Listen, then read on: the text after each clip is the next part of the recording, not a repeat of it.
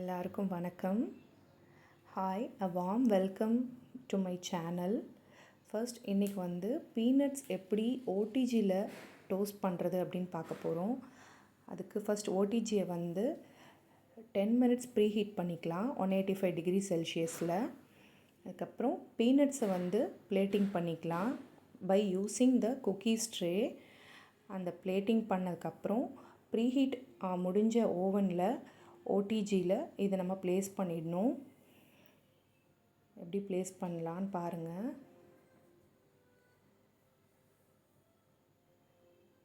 And then ஓடிஜியை close பண்ணிவிட்டு timing set பண்ணணும்.